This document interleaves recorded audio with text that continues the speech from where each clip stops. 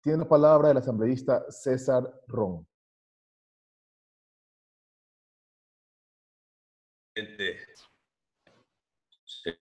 Señoras, señores legisladores, señores ministros de Estado, altos funcionarios que nos acompañan esta mañana. ¿Qué tiempo tenemos para la intervención, presidente?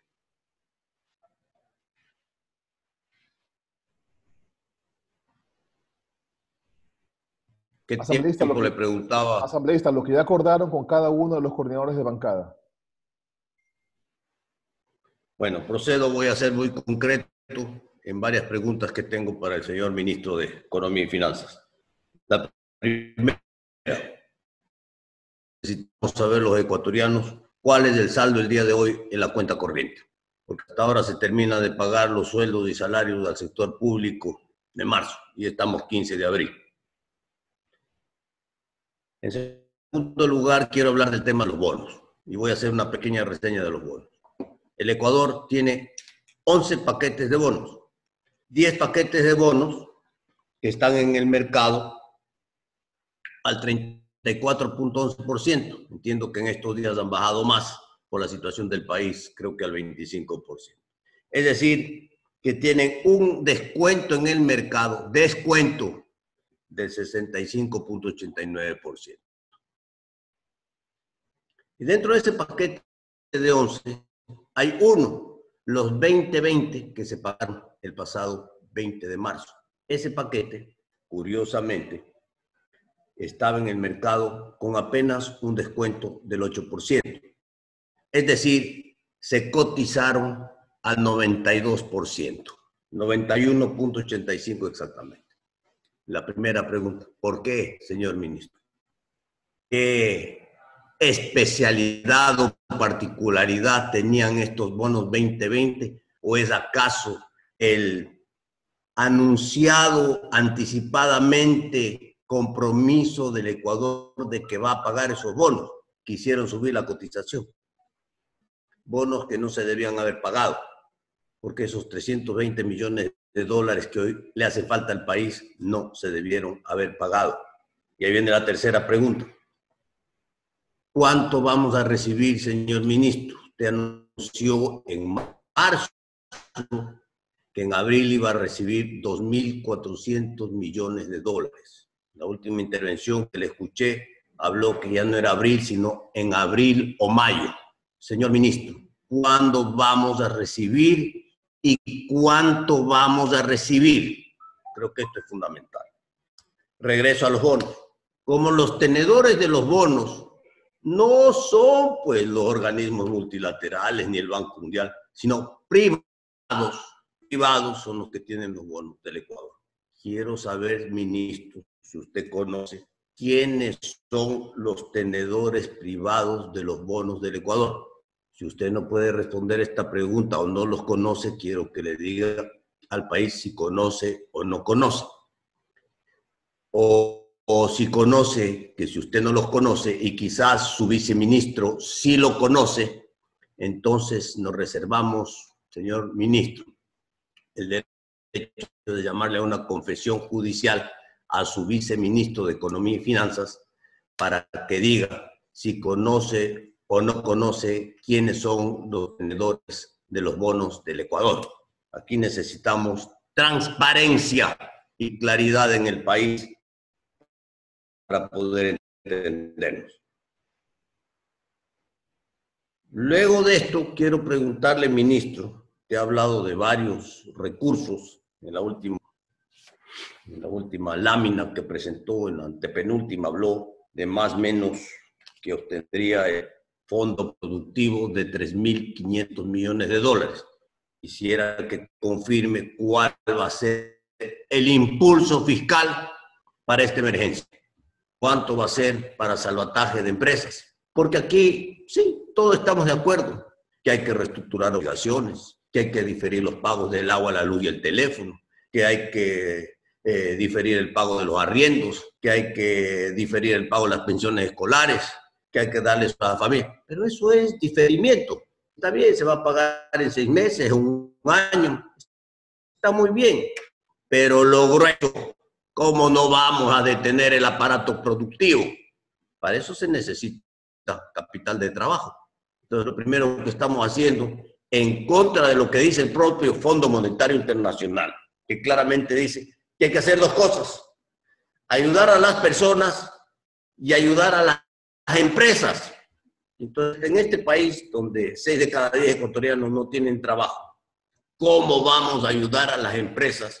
No es cobrándole pues más impuestos, sino es dándole para que no se cierre, dándole para que produzca, dándole para que siga operando. Y entonces viene otra pregunta, ministro. Las empresas medianas o grandes en el país tienen garantías. Podrán seguramente hipotecar el edificio, el terreno, lo que sea, la maquinaria. Pero las microempresas, las pequeñas empresas no tienen garantía.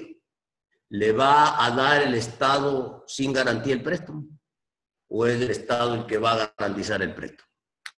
Esto es fundamental. Algo habló usted de las tasas de interés, pasó muy rápida la lámina, pero esas son las tasas de interés para los créditos del Estado. Ahora yo quiero preguntarle qué se va a hacer con las tasas de interés, porque algo vamos a hacer con las tasas de interés en el Ecuador en esta crisis. Escuché ayer a un alto funcionario del Banco de Chile, del Banco Central de Chile, del Ministerio de Economía y Finanzas, de la Junta Monetaria de Chile, que decía que van a cobrar únicamente los costos para no perder dinero, que van a cobrar el 3.5 de interés. Es época de no ganar dinero, que es época de sostener, que ya vendrá la época para ganar dinero.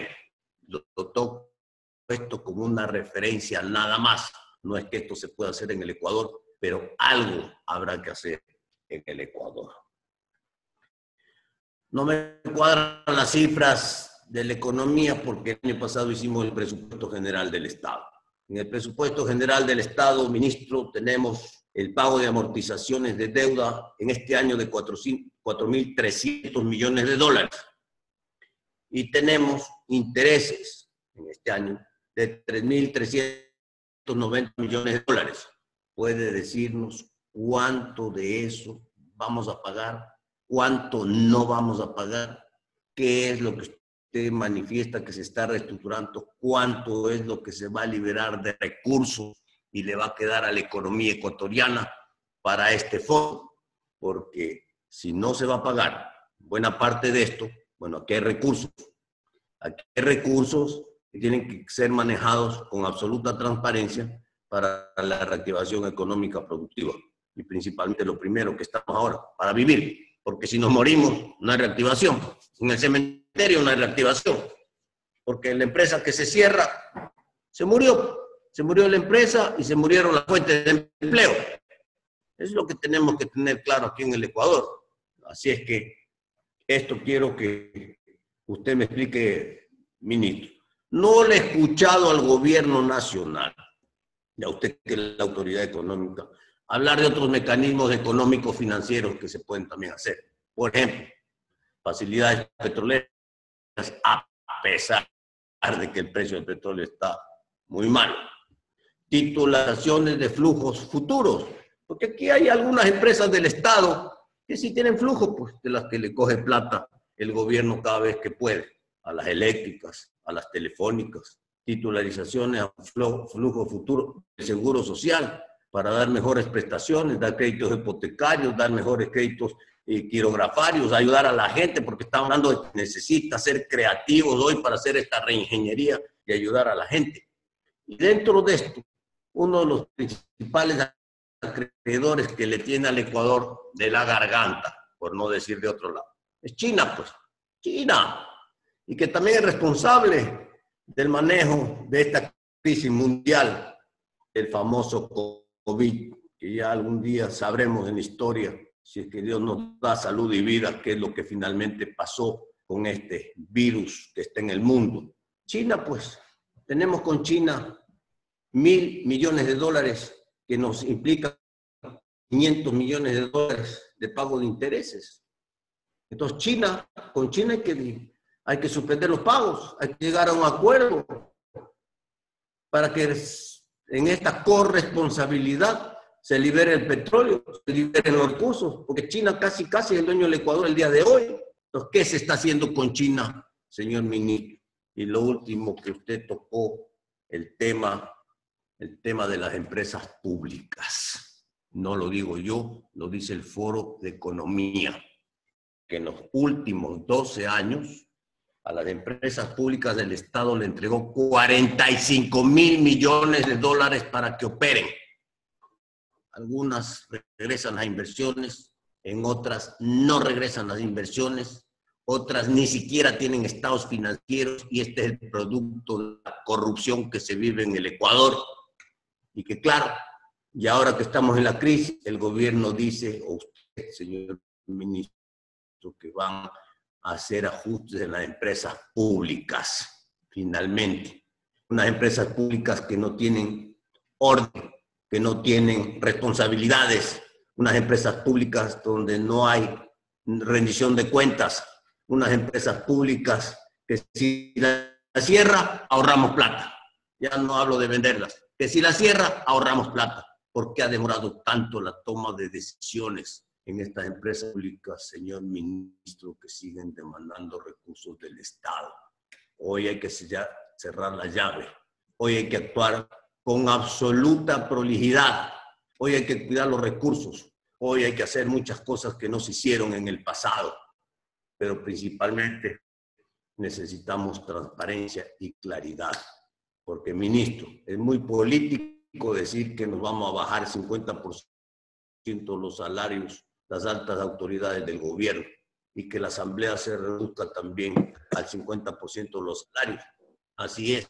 Un minuto, señor asambleísta. Pero si reducimos el 50% de la asamblea, guardando la proporcionalidad que tenemos, podríamos reducir 350 o 400 empleados y asambleístas sin cerrar esta función del Estado. Le quiero preguntar, ministro, si la Asamblea Nacional hace ese esfuerzo, dando una señal positiva de compromiso político con el Ecuador, esté en condiciones de hacer lo mismo. O su cartera, el Ministerio de Finanzas, estaría en condiciones de reducirse al 50%. Porque hablar de que políticamente que se va a reducir el salario hay que hacerlo, señor ministro, de acuerdo a la ley, porque sabemos todos que el presidente de la República es el máximo, la persona que gana $7.000 al mes. Nadie puede ganar más que el presidente, ni los ministros, ni nadie. Entonces hay que hacerlo ordenadamente. Si vamos a bajar los salarios a $4.000, pongo un ejemplo. Entonces nadie en el Ecuador gana más de $4.000, pero hay que hacerlo por ley, legalmente. Y entonces ahí no puede haber asesores como hay ahora de $10.000 o de $12.000. Nadie gana más de $4.000. Y de ahí para abajo, porque si es un secretario que gana 4.525, habrá que también ajustarle a 3.900 para que gane un poquito menos que el presidente y los ministros de Estado o los asambleístas. Eso es lo que hay que hacer. Pero a ese hombre que gana $500.000, ¿cómo le vamos a pedir una contribución si más bien a ese hay que ayudarlo? A ese hay que ayudarlo, ministro. Entonces, esas son mis preguntas de manera puntual y concreta, señor presidente, señoras y señores legisladores.